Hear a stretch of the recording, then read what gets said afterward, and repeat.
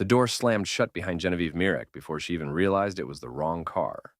Her breath fogged the tinted window as the engine roared to life. She froze. The leather beneath her fingers was too soft, too expensive. The scent inside was dark cologne and cold steel.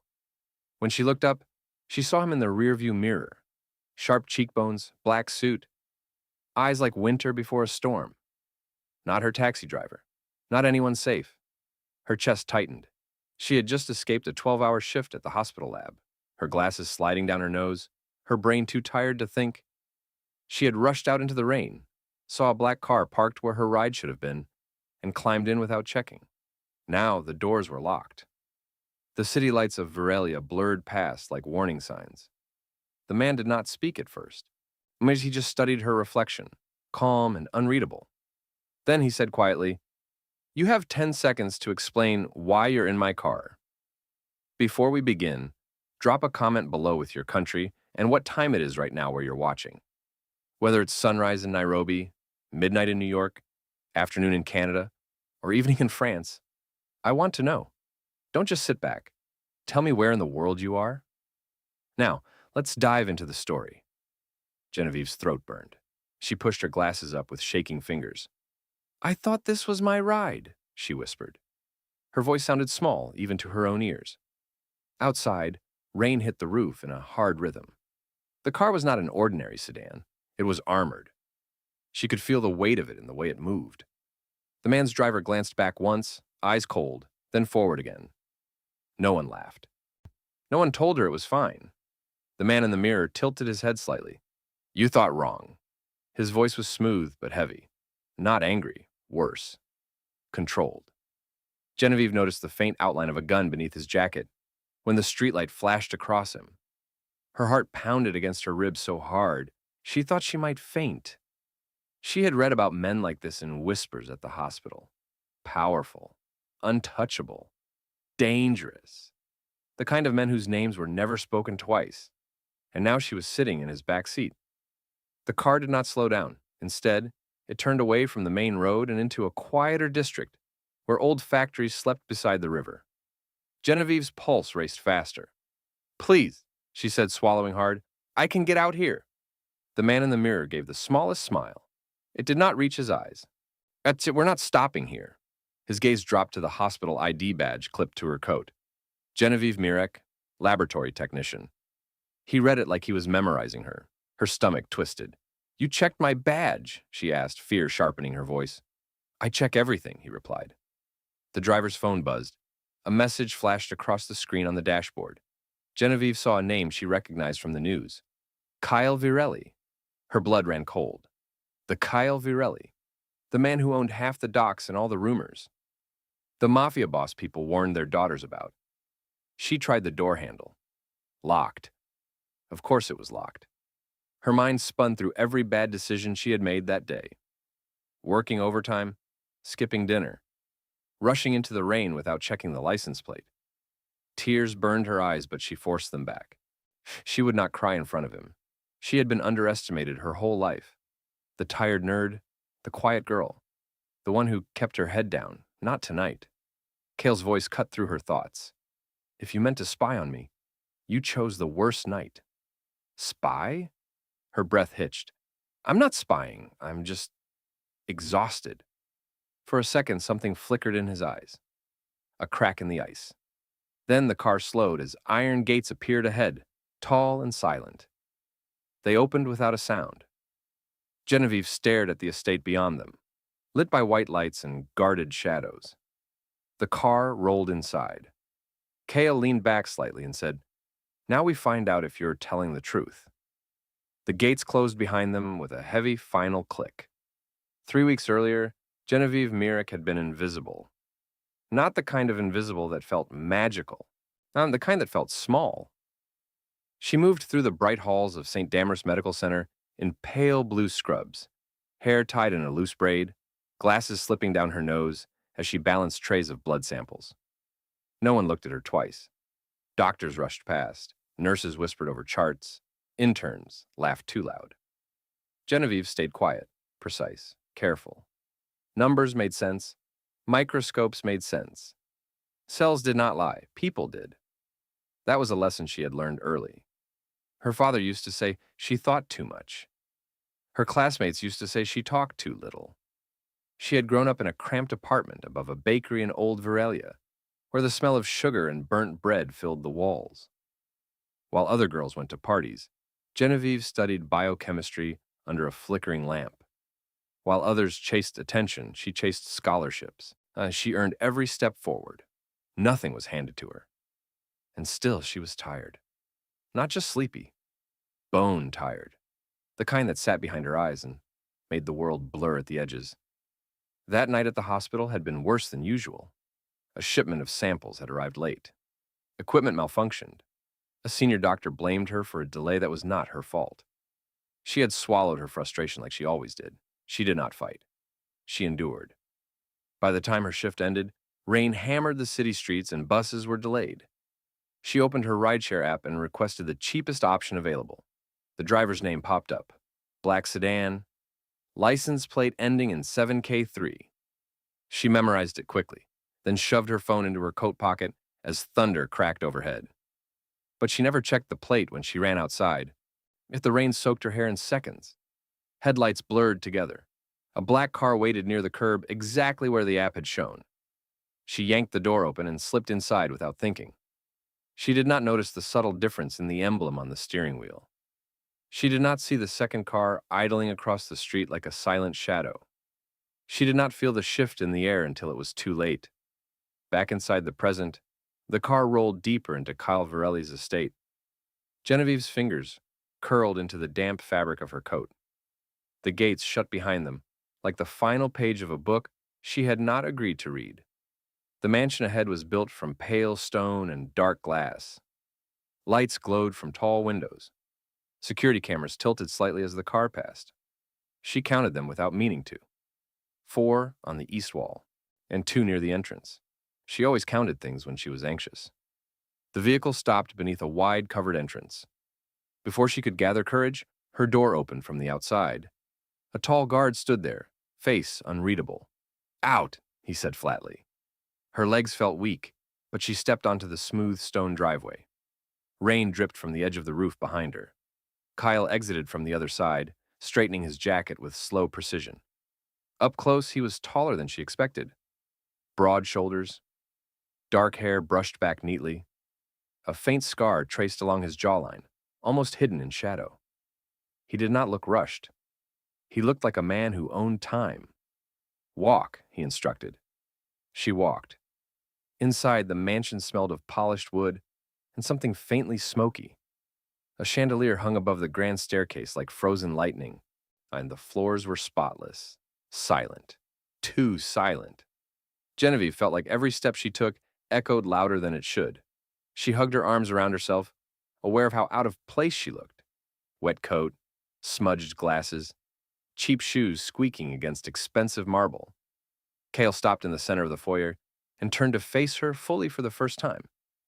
His eyes were darker than she expected, not empty, calculating. "You say this was a mistake," he said calmly. "It was," she answered. He studied her for a long moment, not just her face, her posture, the tremble in her hands, the way she refused to look at the guards behind him. He stepped closer, just enough for her to catch the scent of his cologne again. Warm, deep, dangerous. "Do you know what happens to people who enter my car without permission?" he asked softly, and her heartbeat thudded in her ears. "No, they don't leave easily." The words hung heavy between them. Genevieve forced herself to lift her chin. "Then check my phone, check the app. I ordered a ride. I'm not lying." For a second, something flickered again in his expression. Interest. He extended his hand. "Phone." She hesitated only a moment before placing it in his palm. His fingers brushed hers briefly. Warm, steady. Not shaking like hers. He unlocked the screen with a single raised brow, waiting. She swallowed and gave him the passcode. He opened the rideshare app. The order was there. Black sedan. License plate ending in 7K3. Kyle's jaw tightened almost invisibly. He looked toward one of his men. "Find out who cloned that vehicle ID." The guard nodded and disappeared without a word. Genevieve blinked. Cloned? Kael handed her phone back slowly. It seems, he said in a voice now colder than before, that you walked into something much bigger than a wrong car. A chill slid down her spine. What does that mean? She asked. Instead of answering, Kael glanced toward the far end of the hall where a door had quietly opened. A young boy, no older than 7, stood there in pajamas, rubbing sleep from his eyes. Papa, the child whispered. Genevieve's breath caught. Kael Virelli, feared ruler of the docks, turned at the sound of that small voice. And for the first time, the ice in his expression cracked completely. Kael did not look like a mafia boss in that moment. He looked like a father. The sharpness in his posture softened as the boy padded across the marble floor in small bare feet. His dark hair was messy from sleep. He clutched a worn stuffed fox by one ear.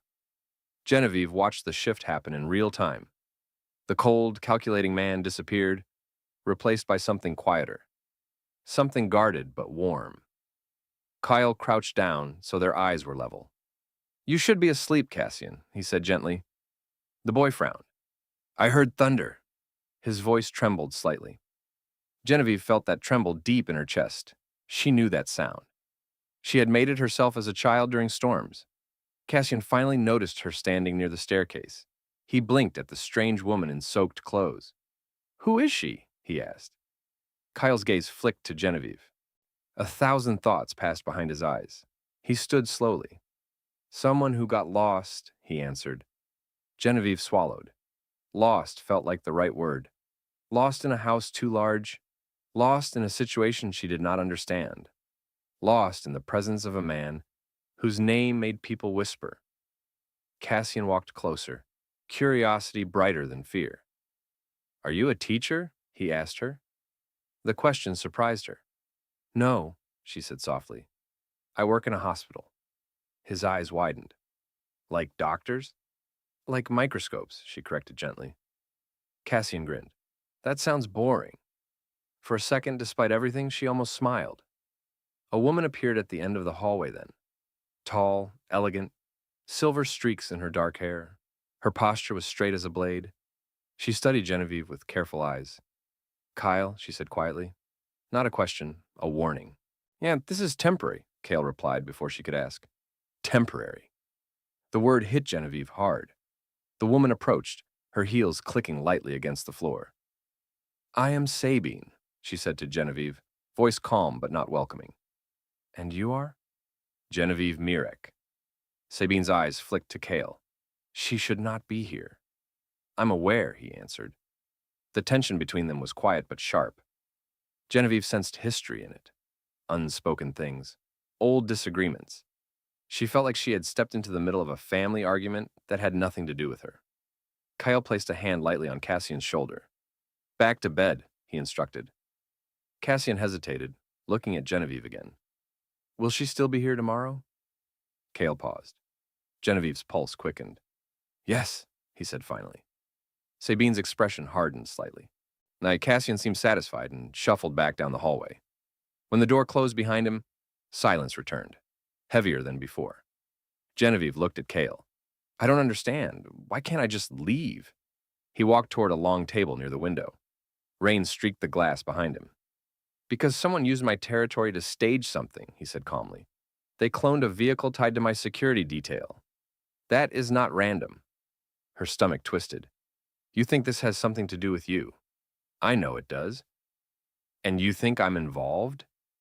He studied her again. Not cruelly, not kindly, just carefully. I think you're either extremely unlucky, he said, or extremely brave. I'm neither, she whispered. I'm just tired. For the first time, his lips curved slightly. Not a smile, something smaller. Tired people make mistakes. And dangerous people make enemies, she replied, before she could stop herself. The room went still. Sabine's eyes widened slightly at Genevieve's boldness. Kael did not look angry. If anything, he looked intrigued. You have more courage than you realize, he said quietly. I have fear, she corrected. Courage is just fear that keeps moving. He held her gaze longer than necessary. Then one of his men reappeared at the entrance. Sir, The guard said, voice tight. We found something. Kael turned. Speak. The cloned plate was active near Dock 7 tonight. There was an explosion 15 minutes after you left. Genevieve's blood ran cold. Explosion? She breathed. Kael's face became stone again. Damage? One warehouse destroyed, 2 injured. No fatalities yet reported. Sabine inhaled sharply. So they were trying to redirect you, she said. Yes, Kael replied softly.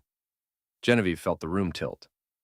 If she had gotten into the correct car, if Kael had been delayed, if something had shifted by minutes. She looked at him slowly. They were expecting you to be somewhere else, she said. He nodded once. And I changed that. His gaze locked onto hers. Yes. The realization hit like a wave. Her mistake had altered the night. Kael stepped closer again, not threatening, just intense. If you had not entered my vehicle, he said quietly, I would have followed the usual route. And you would have been at Dock 7, she finished. Silence answered. Sabine crossed her arms. This complicates everything. Genevieve's hands began to shake again, not from fear of him this time, from understanding the weight of what had almost happened. I don't want to be part of this, she said softly. You already are, Kael replied. Outside, thunder cracked again, louder than before, and somewhere across the river, flames rose into the stormy sky. The news spread before midnight. Screens lit up in Kael's private office as footage from Dock 7 filled the room. Smoke rolled into the sky like a dark flag. Emergency lights flashed red and blue against wet concrete. Genevieve stood near the doorway, arms wrapped around herself. Watching the destruction replay again and again, she felt like she was looking at a different world, one she had never asked to enter. Kael stood in front of the monitors, hands behind his back. His posture was rigid, not angry, focused. The kind of focus that meant someone would pay for this. They miscalculated, Sabine said quietly from the leather chair beside him. They thought you would be there. They still wanted me dead, Kael replied. Genevieve's stomach turned. The words were spoken so calmly, as if death were just another business risk. Kael glanced at her over his shoulder. You saved my life tonight. Her heart jumped. I didn't mean to. That doesn't change the outcome. She did not know what to do with that. She was a lab technician. She analyzed samples. She labeled slides. She did not alter the fate of Mafia bosses. One of the guards stepped forward. We traced the cloned vehicle to a shell account linked to the Volkov syndicate. The name meant nothing to Genevieve, but it clearly meant something to Kael. His jaw tightened slightly. They're testing boundaries, Sabine said. They crossed one, Kael replied. The air shifted, sharper, colder. Genevieve realized something then. She was standing inside a war room. Kael turned the screens off. The room dimmed instantly. Only the city lights through the tall windows remained. You cannot leave tonight, he said to her. Her chest tightened. You said that already. This time it is not suspicion, he said. It is protection. From who? From anyone who might believe you were part of redirecting me. Her breath caught. You think they might come after me? I think, Kael said carefully, that people who plan explosions do not like loose ends. The word loose end made her skin crawl. She thought of her small apartment above the bakery, the cracked ceiling, the single lock on the door. She thought of walking home alone under flickering streetlights. Fear settled deeper than before. Sabine studied her for a long moment. She cannot stay unguarded, she said to Kael, and she cannot return home if they are watching. Genevieve's voice trembled despite her effort to steady it. So what are you saying? Kael met her eyes directly. You stay here. For now. The mansion suddenly felt even larger, even heavier. I have work, she protested weakly. You will call in sick. I never call in sick. You will tomorrow. His tone was not cruel, just final. She swallowed her frustration. And what if I refuse? He held her gaze. You are free to walk out the gate. Hope flickered. But, he continued calmly, I cannot guarantee you make it home safely. Silence. She hated that he was probably right. Sabine rose from her chair. There is a guest suite on the west wing. Now it has security access and its own exit. Genevieve looked between them. This felt unreal, Hours ago, she had been labeling blood samples. Now she was being assigned a secure room inside a Mafia estate. Just until this settles, Kael said. And how long is that? She asked. His pause was almost invisible. Long enough. That answer did not comfort her. Sabine gestured toward the hallway. Come, I will show you. Genevieve hesitated, then followed. The west wing was quieter than the rest of the house. Soft lighting lined the walls. The carpets were thick under her shoes. Sabine stopped at a door and opened it. The room inside was simple but elegant. A large bed, cream-colored curtains, a writing desk by the window, no personal photos, no signs of life. It felt untouched. You will have privacy here, Sabine said. But do not wander without informing security. Genevieve nodded slowly. Sabine studied her again. You changed the course of tonight, she said. Whether you meant to or not. I didn't want to, Genevieve whispered. Wanting has little to do with survival, Sabine replied. Then she left. Genevieve stood alone in the quiet room. She walked to the window and looked out at the city lights in the distance. Somewhere across that river, a warehouse still burned.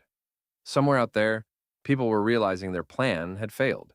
And because she had been too tired to check a license plate, she had stepped into the center of something dangerous.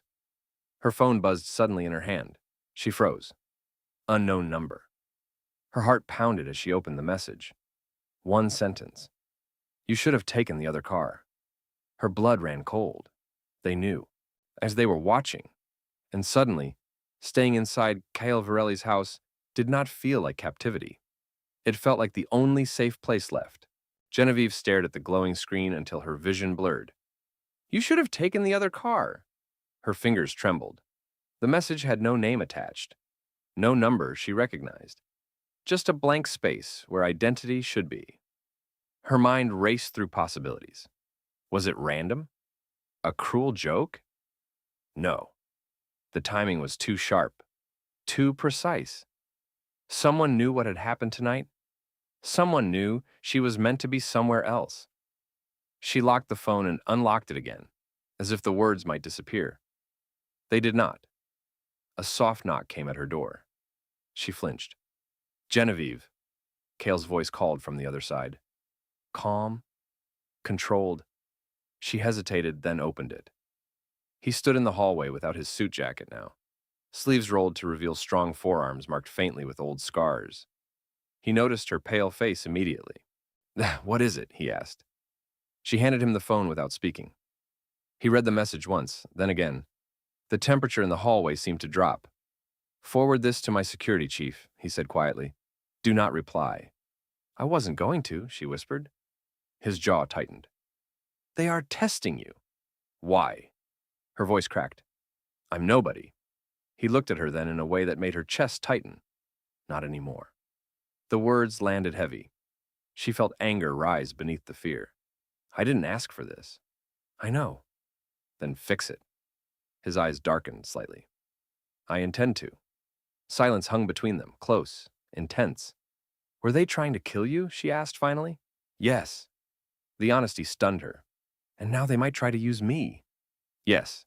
She wrapped her arms around herself. You don't even look angry. He held her gaze steadily.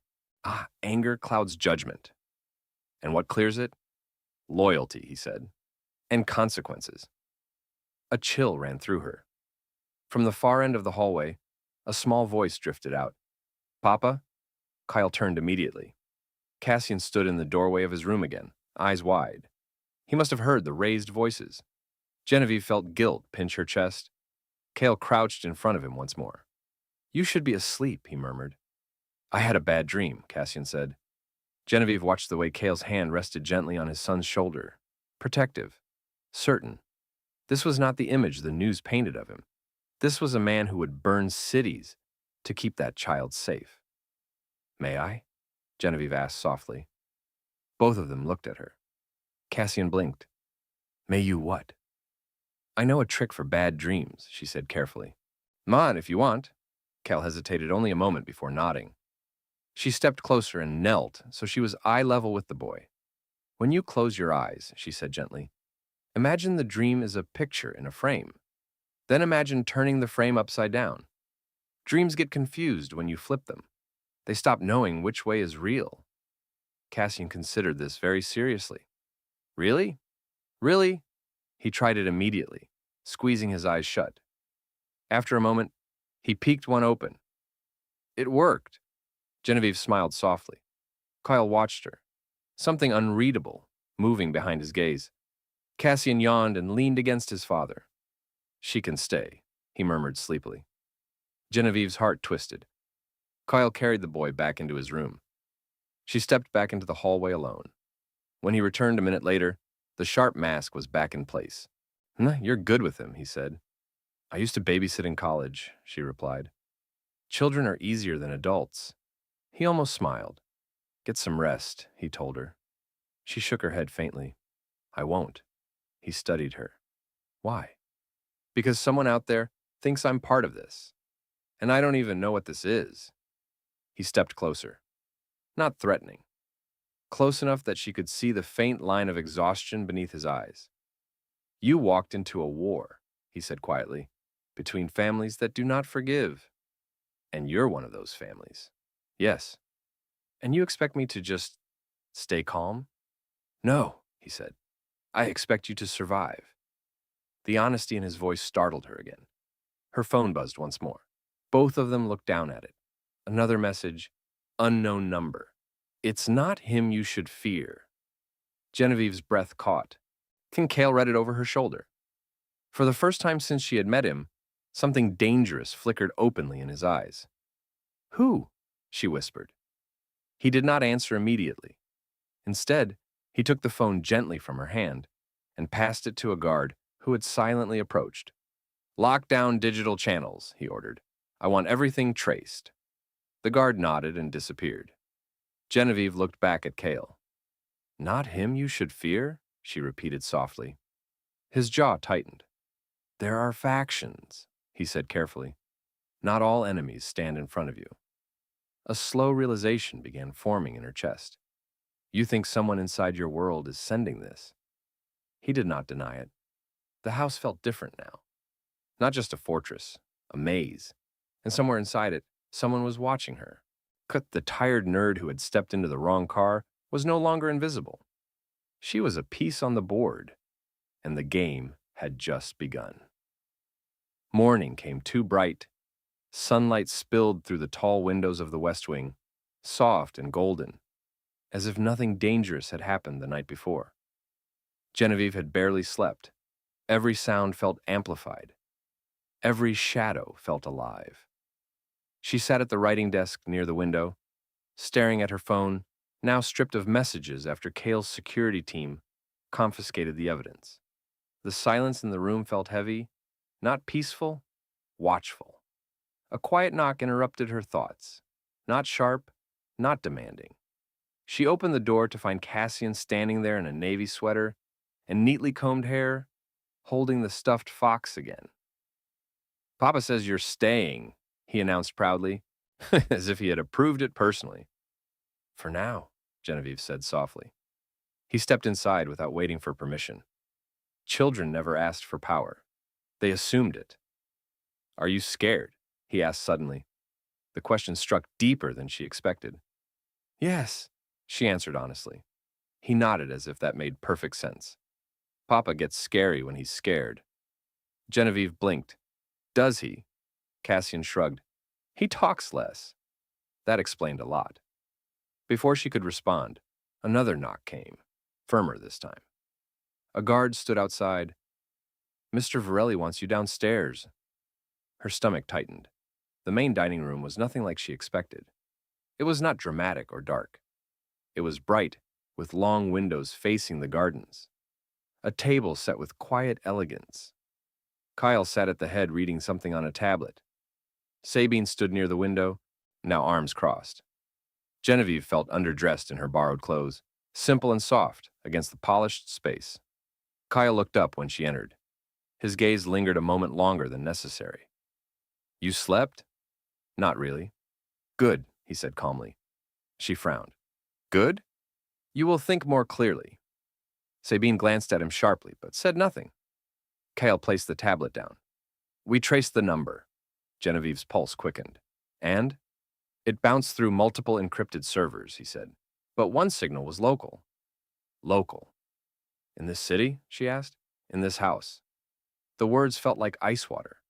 Her eyes darted towards Sabine instinctively, then immediately away, ashamed of the suspicion. Sabine noticed anyway. You think I would endanger my own family? Sabine asked quietly. No, Genevieve said quickly. I don't know what to think. Kael watched her carefully. The message came from a device briefly connected to our internal network. Her breath caught. So, someone here has access, he finished. Silence filled the room. Cassian ran in suddenly, breaking the tension. Papa, the koi fish are fighting again. Kael stood immediately, tension shifting direction. They're not fighting, he said. They're establishing space. Genevieve swallowed. That sounded familiar. He turned to her. Walk with us. Outside, the garden was peaceful. Stone paths curved around a pond, where orange and white koi glided through clear water. Cassian crouched near the edge, pointing excitedly. That one always chases the others, he said. Kael stood beside his son, hands in his pockets. Genevieve stayed a step behind. You see that one? Kael said quietly to her, nodding toward a larger fish circling the rest. It appears dominant. It is, she replied softly. But even dominant creatures have blind spots. She looked at him. He wasn't talking about fish anymore. You think someone close to you betrayed you, she said. I think, he answered carefully, that someone underestimated you. Her chest tightened. I didn't do anything. You changed the route, he said. You shifted the pattern. That unsettles people who rely on routine. The idea made her uneasy. She had always believed she was small, unnoticed. Yet her simple mistake had disrupted something larger. Sabine approached from the house slowly. There was another development, she said quietly to Kael. He looked at her. Speak.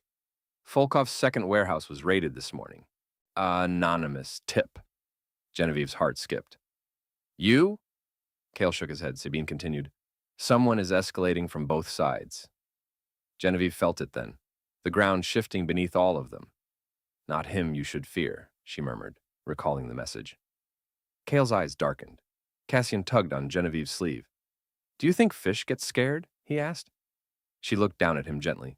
Yes, she said, but they keep swimming. Kael heard that.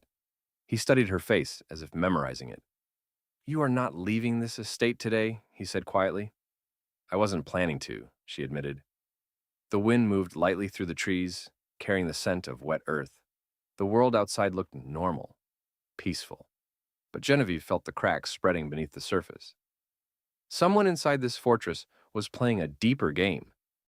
And she was no longer just an accident. She was a variable. And variables changed outcomes. By evening, the house felt tighter. Not physically, emotionally.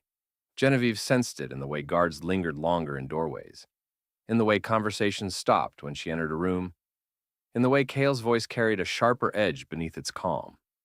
Something was coming. She could feel it. Sabine informed her just before sunset. There will be guests tonight.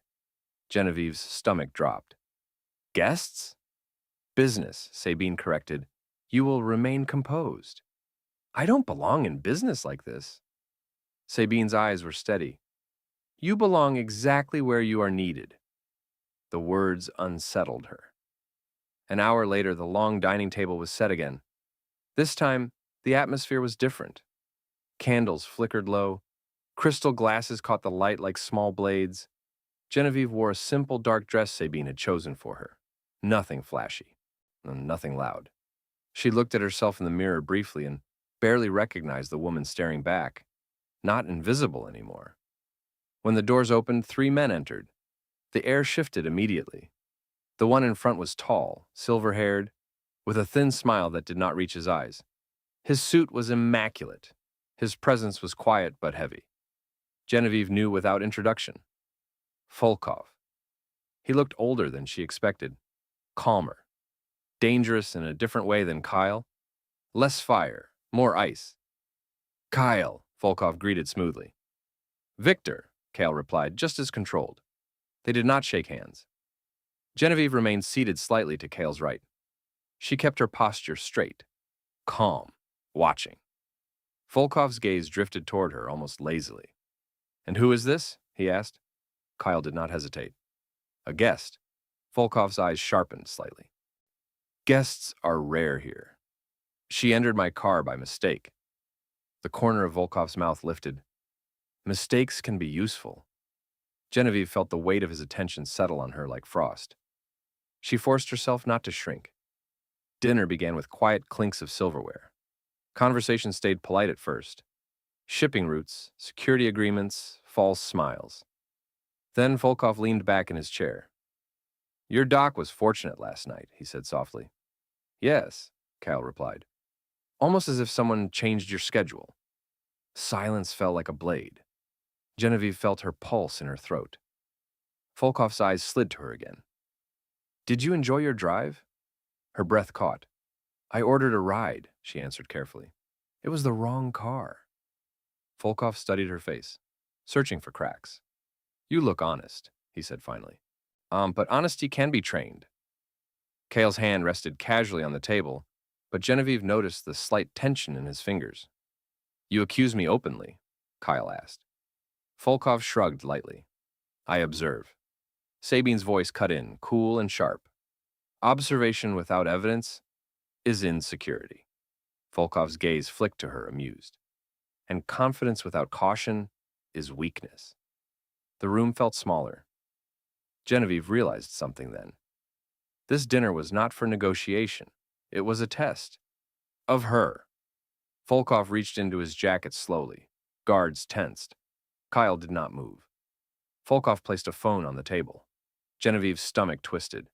The screen lit up. It showed the exact message she had received. "You should have taken the other car." Her heart slammed against her ribs. Volkov's smile widened faintly. "Interesting coincidence," he said. We received something similar."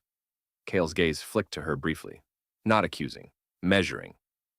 Volkov continued, "Someone is playing both sides." Genevieve felt heat rise to her face. "It wasn't me." "I did not say it was," Volkov replied smoothly. "But someone wants us to believe that." Kael's voice lowered slightly. "And who benefits from that?" Volkov's eyes gleamed. "Perhaps someone closer than either of us realizes." The message echoed in Genevieve's mind. "Not him you should fear." Her chest tightened. Someone inside this house. Her eyes moved instinctively toward the far end of the table. One of Kael's senior security officers sat there, quiet, watching too closely. Volkov rose slowly. "Be careful, Kael," he said softly. "The most dangerous enemies are invited in." His gaze lingered on Genevieve one last time. Then he left, and the doors closed behind him. Silence remained. Kael stood slowly. No shouting, no visible anger, just stillness. Genevieve looked at him. "You don't think I—" He stepped closer, close enough that his voice was meant only for her. "If I believed you were betraying me," he said quietly, "you would not be standing here." Her breath trembled. "Then who is?" she whispered. Across the room, the senior security officer she had noticed earlier avoided her gaze. And for the first time, Genevieve felt something stronger than fear. She felt clarity. The fortress did not have cracks. It had a traitor. And she had just seen him flinch. Genevieve did not sleep that night. She lay in the dark, replaying the dinner in her mind. The way Volkov's smile curved just slightly too early. The way Kael's security officer, Radan Illich, avoided eye contact when the phone was placed on the table. The way his hand tightened around his glass. Fear could make anyone look guilty. But instinct whispered something else. She had spent years studying samples under microscopes. Tiny changes mattered. A slight color shift. A barely visible fracture in a cell wall. Patterns told stories. And Radan had cracked. At dawn, she left her room quietly. The hallway was dim. Guards stood at their posts, but she noticed something different now. Two were new faces, rotated overnight, increased vigilance. Good. She made her way toward the lower office corridor she had seen Kael use. She did not know exactly what she was looking for. Just confirmation, or relief. Voices drifted from behind a half-closed door. She froze. Too risky, someone whispered. It was Redan. Genevieve's pulse pounded. So another voice answered, low and sharp. You said she was harmless. I thought she was, Redan snapped quietly. She wasn't supposed to shift his route. Shift his route. Her breath caught. You promised the dock would be clear, the other voice said. It was, Redan hissed, until she got into the car. The world tilted. This was not about Volkov directly. This was internal. Genevieve stepped back carefully, heart racing, but her shoe brushed against the marble. A faint sound. Silence inside the room. Then the door opened sharply. Redan stepped out. Their eyes locked. For 1 second, everything froze. His expression shifted from shock to calculation. You shouldn't be wandering, he said evenly. Genevieve forced her breathing to stay steady. I couldn't sleep. He studied her face, searching. Eavesdropping is dangerous, he added. I wasn't, she replied, holding his gaze. A lie, but a necessary one. Footsteps approached from behind. Kael. Radan stepped back slightly. Sir. Kael's eyes moved between them slowly. What's happening? He asked calmly. Nothing. Radan answered first. Genevieve felt the weight of the moment. If she spoke, she could be wrong. If she stayed silent, she could be dead later. She lifted her chin. I heard him mention the dock, she said clearly. Radan's jaw tightened. Kael did not react outwardly. That was the terrifying part. You did? Kael asked softly. Yes. Radan exhaled slowly. She misunderstood. Kael stepped forward. The air shifted. Did she? He asked. Radan's confidence cracked just slightly. Sir, with respect, this girl has been a disruption since she arrived. Kael's gaze turned colder.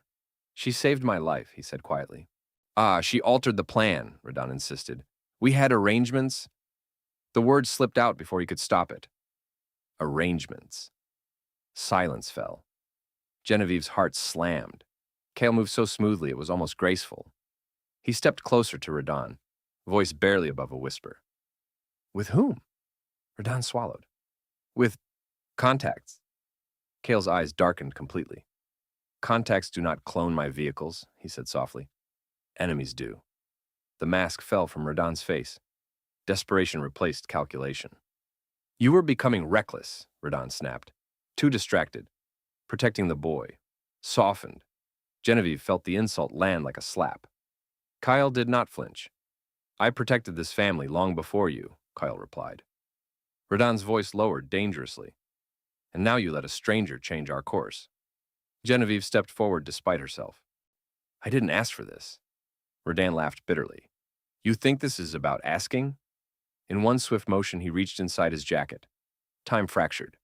Genevieve saw the movement before she processed it. Kael moved faster. A gunshot shattered the quiet hallway. The sound rang against marble and glass. Genevieve flinched, heart exploding in her chest. Radan staggered backward. A red bloom spread across his shirt. He looked stunned more than hurt. Kael lowered his weapon slowly. Silence swallowed everything. Guards rushed forward, securing the scene. Radan fell to his knees. You were loyal once, Kael said quietly. Radan's voice trembled now. You changed. So did you. Radan collapsed fully. The hallway felt colder than stone. Genevieve's ears rang. She stared at Kael. He looked devastated. Not triumphant, not angry, just tired. You were right, he said softly to her. Her breath shook. I didn't want to be. He stepped closer. You saw what others missed. I heard it, she corrected faintly. He studied her face. You saved me twice. Her chest tightened. Outside, sirens wailed faintly in the distance. The traitor was gone. But the war was not over. Kael looked down the corridor, eyes hardening again. Volkov will respond, he said. Genevieve nodded slowly. The game had shifted again. And this time, it was no longer about survival alone. It was about choosing sides. And whether she liked it or not, she had already chosen his. Rain pelted the windows of the estate in sheets, sharp and relentless, as if the sky itself had joined the chaos brewing inside. Genevieve stood in the foyer, wet hair clinging to her face, staring out at the storm. Every flash of lightning lit the gardens like a strobe, shadows moving in strange, threatening patterns. Kael had been silent for hours, monitoring communications, dispatching guards, and yet the tension between them hummed in the air like electricity. Volkov was responding. She could feel it in the atmosphere, in the distant wail of sirens, and the faint sound of engines slicing through the rain. Someone, somewhere, had sent his men. The cloned plates, the messages, the explosions. It was all a prelude. And Kael was preparing for the inevitable. He did not look at her, but she knew he was aware she was there, watching, and learning, surviving. Then the alarms rang. Low, urgent, insistent. Security cameras lit up the screens, showing masked figures moving toward the west gate. Guards scrambled, shouting orders. Genevieve's heart thumped against her ribs, each beat louder than the storm outside. She had never seen violence like this in real life, only in textbooks, in stories, in whispered news. Now she was living it. Kael grabbed her arm, his grip firm but protective. "Stay close. Don't interfere." His voice left no room for argument. Her pulse raced as he led her down a narrow hall, away from the main foyer, toward the inner stronghold of the estate. Through the rain-streaked glass, she could see the flash of gunfire and the silhouettes of intruders darting across the lawns. They reached a small study. Kael slammed the door shut, locking it. Then he turned to her, eyes dark and commanding. "They are testing my family, testing me. And you survived the first test. That makes you dangerous to them. But right now, your only job is to survive." Before she could respond, a deafening crash echoed through the house. The intruders had breached the perimeter. The storm outside intensified, wind lashing against the windows, rain hammering the roof. Genevieve felt the weight of fear, sharp and real, but beneath it, a strange current of resolve. She had been scared since entering the wrong car, yes, but now, fear was not enough to stop her. She was no longer invisible. Kael moved to the window, surveying the chaos. A figure slipped from the shadows near the fountain. Another moved along the east wing. Their numbers were growing. "They are skilled," he muttered. Then, more quietly, known to her, "If you panic, they win. Do you understand?" Genevieve nodded, her fingers clenched at her sides. "I understand." He studied her for a long, tense moment. "Good. Then watch and learn. This is how wars are won. Not with luck, but with awareness, timing, and courage." Lightning flashed again, illuminating Kael's sharp features in the storm-lashed estate. For the first time, Genevieve realized she was not just surviving anymore. She was part of something bigger, dangerous, and irreversible.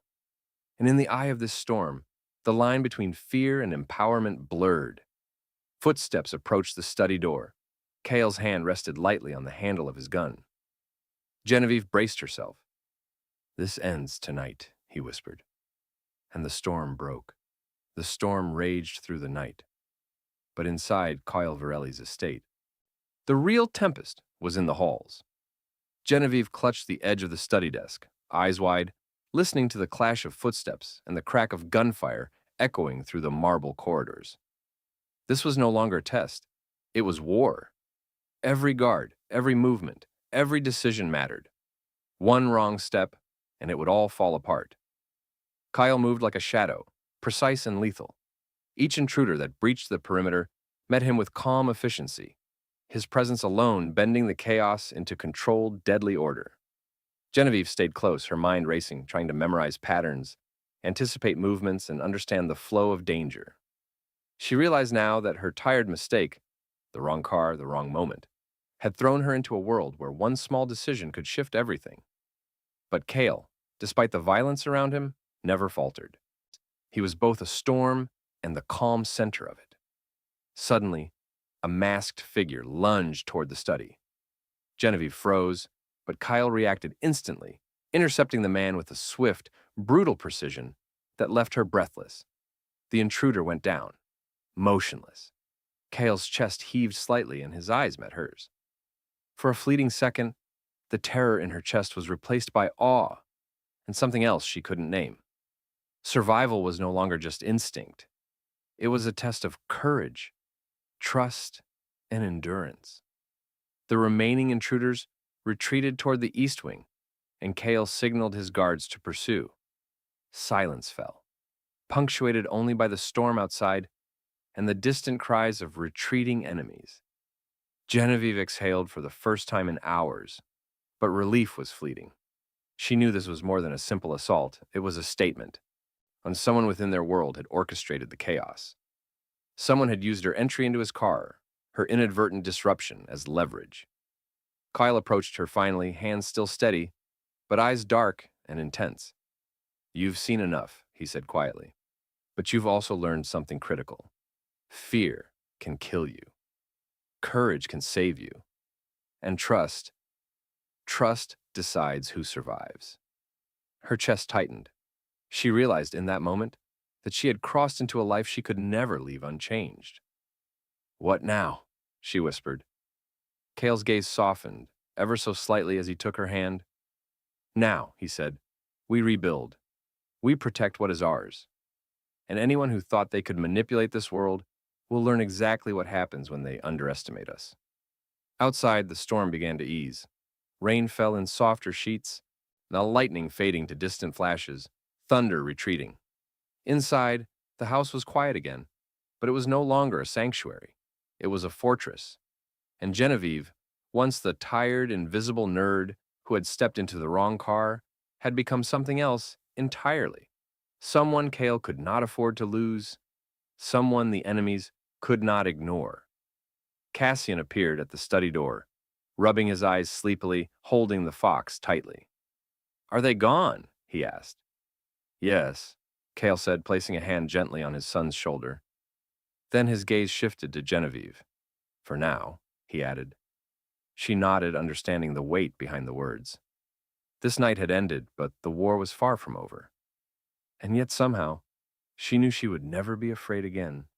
Not fully. Not of Kael, not of the danger, not of herself. The first rays of sunlight broke through the clouds, illuminating the estate in pale gold. Genevieve looked out across the gardens, feeling the storm that had raged inside her heart begin to settle. She had survived. She had been tested. She had chosen her place.